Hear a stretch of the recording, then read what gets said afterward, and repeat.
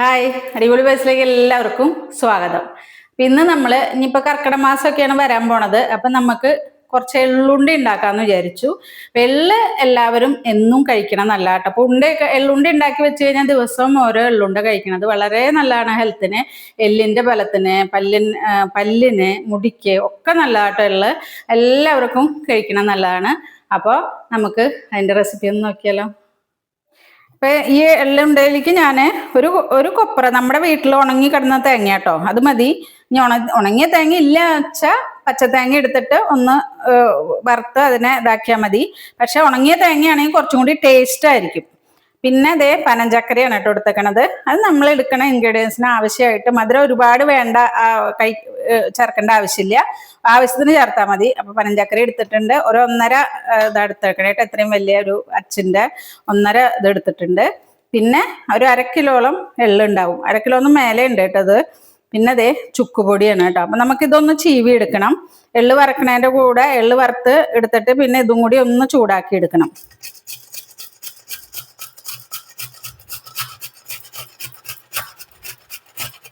ഉരുളി ചൂടായിട്ടുണ്ട് കേട്ടോ. ഞാൻ അതിലേക്ക് എള്ളിട്ട് കൊടുക്കാം. എള്ളൊന്ന് പൊട്ടി വരണ വരെ നമുക്ക് വറുത്തെടുക്കാം. തീയൊന്ന് കൂട്ടി കൊടുക്കുന്നുണ്ട്. നല്ലോണം കഴുകി ഉണക്കി വെച്ചിട്ടുള്ള എള്ള കേട്ടോ. എള്ള് ഇതേ മൂത്ത് തുടങ്ങിയിട്ടുണ്ട് കേട്ടോ. അതേ പൊട്ടണ സൗണ്ട് കേൾക്കുന്നില്ലേ, നല്ലൊരു മണവും വരും കേട്ടോ. അപ്പം നമ്മൾ അത് ഒന്നാമത് ഓടിൻ്റെ ഇതല്ലേ, അപ്പം പെട്ടെന്ന് ആവും ചെയ്യും. അപ്പോൾ നമുക്കത് പെട്ടെന്ന് വാങ്ങണം. അപ്പോൾ ഇത് പൊട്ടി തുടങ്ങിയിട്ടുണ്ട്. ഒരു മിനിറ്റും കൂടി ഒന്ന് വറുത്ത് കഴിഞ്ഞാൽ നമ്മളിത് വാങ്ങും.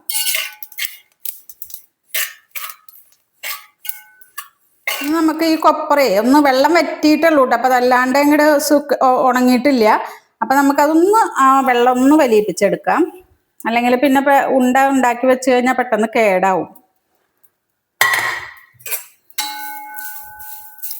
വെള്ളം നമ്മൾ വറുത്ത് മാറ്റിയിട്ടോ.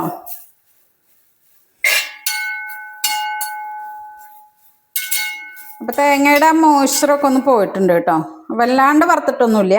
ആ ഒരു ഈർപ്പം പോകാൻ വേണ്ടി മാത്രം ഒന്ന് ചൂടാക്കിയതാണ്. നമുക്ക് തീ ഓഫാക്കാം. ഇനി ഇതൊക്കെ ഒന്ന് പൊടിച്ചെടുക്കണം നമുക്ക്. അപ്പോൾ ഒരു പകുതി ചൂട് ആറിയിട്ടുണ്ട് കേട്ടോ. അപ്പോൾ നമുക്കിത് മിക്സിയിലിട്ടിട്ട് ഒന്ന് പൊടിച്ചെടുക്കാം. അപ്പോൾ ഇത് മിക്സിയിലിടുമ്പോൾ ഒന്ന് എണ്ണ കിഴിഞ്ഞ് വരും കേട്ടോ. എള്ളിൽ എണ്ണയുണ്ടല്ലോ. നമുക്ക് കുറേശ്ശായിട്ട് ഇങ്ങനെ ഒറ്റയടിക്ക് കറക്കാണ്ട് ഒന്ന് ഓണാക്കി ഓഫാക്കി അങ്ങനെ പൊടിച്ചെടുക്കാം.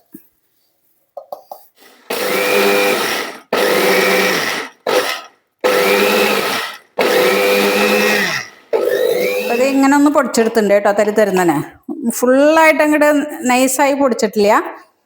ഉണ്ടയല്ലേ, അപ്പം നമുക്ക് കഴിക്കുമ്പോൾ ഒന്ന് വായിൽ കടിക്കാൻ കിട്ടണം, നല്ലതാണ്. ഇനി ഈ കൊപ്രയും കൂടി വറുത്ത് വെച്ചേക്കണത് നമുക്കൊന്ന് കറക്കിയെടുക്കാം.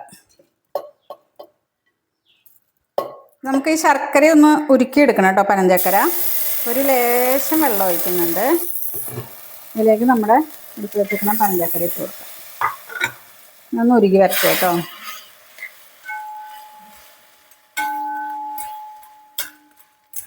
ഇതൊന്ന് ഉരുകി വരണം കേട്ടോ. ഇത് മറ്റേ അച്ച് ശർക്കര പോലെ പെട്ടെന്ന് അങ്ങോട്ട് ഉരുകി കിട്ടില്ല. അപ്പം ഇത് നന്നായി ഉരുകിയിട്ടുണ്ട്. അതിലേക്ക് നമുക്ക് ചുക്കുപൊടി ഇട്ട് കൊടുക്കാം. പിന്നെ കുറച്ച് നെയ്യ് വേണമെങ്കിൽ, ഒരു ടേസ്റ്റിന് വേണമെങ്കിൽ കുറച്ച് നെയ്യ് ഒഴിച്ചു കൊടുക്കാം. 2 സ്പൂൺ നെയ്യ്.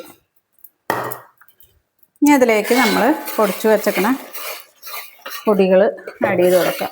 എള്ളും തേങ്ങയും കുറേശ്ശായിട്ട് ആഡ് ചെയ്തിട്ട് നമുക്ക് ഇളക്കി കൊടുക്കാം.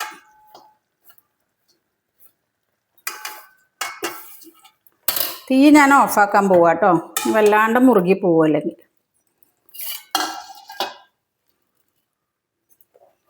തേങ്ങയും ഞാൻ തരുതരുന്നതിനെയാണ് കേട്ടോ പൊടിച്ചേക്കണേ. വല്ലാണ്ട് ഇങ്ങോട്ട് പൊടിയാക്കിയിട്ടില്ല. ഇടയ്ക്ക് ആ തേങ്ങയുടെയൊക്കെ ഒന്ന് നമ്മുടെ വായിൽ വരുമ്പോൾ നല്ലൊരു ടേസ്റ്റ് ആയിരിക്കും. നന്നായിട്ട് അങ്ങോട്ട് ഇളക്കി കൊടുക്കാം. എന്നിട്ട് നമുക്ക് ഉണ്ടാക്കാം. അപ്പോഴേ നല്ല ചൂടുണ്ട് കേട്ടോ. കൈ കുറേശ്ശെ ഇങ്ങനെ പൊള്ളുന്നുണ്ട്. പക്ഷെ ഇത്തിരി ചൂടോടുകൂടി പിടിച്ചില്ലെങ്കിൽ ഇത് ഉണ്ടയായിട്ട് നമുക്ക് കിട്ടില്ല, പൊടിഞ്ഞു പോവും.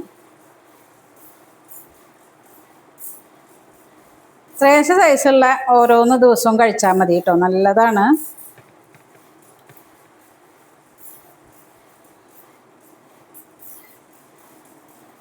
നല്ല ചൂടുണ്ട്. നമ്മൾ എള്ളുണ്ടിയൊക്കെ നമ്മൾ ഉരുട്ടിയെടുത്തിട്ടുണ്ട്. ഇനി ഇതുപോലെയുള്ള ജാറിൽ ചൂടാറി കഴിഞ്ഞാൽ അങ്ങനെ ആക്കി സൂക്ഷിച്ചു വെക്കുക. ദിവസം ഓരോന്ന് കഴിക്കുക. ഒരുപാട് കഴിക്കേണ്ട ആവശ്യമില്ല. ഓരോന്ന് എടുത്തിട്ട് നമ്മൾ കാലത്തോ എപ്പോഴാണ് നമുക്ക് കാലത്ത് കഴിക്കുന്നതാണ് ഏറ്റവും നല്ലത്. അപ്പോൾ വളരെ നല്ലതാണ്.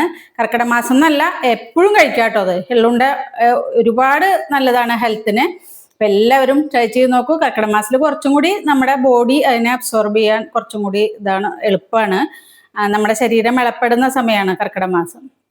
അപ്പം എല്ലാവരും ട്രൈ ചെയ്ത് നോക്കുക. വീണ്ടും ഒരു വീഡിയോയിൽ കാണുന്നവരേക്കും ഓക്കെ, ബൈ.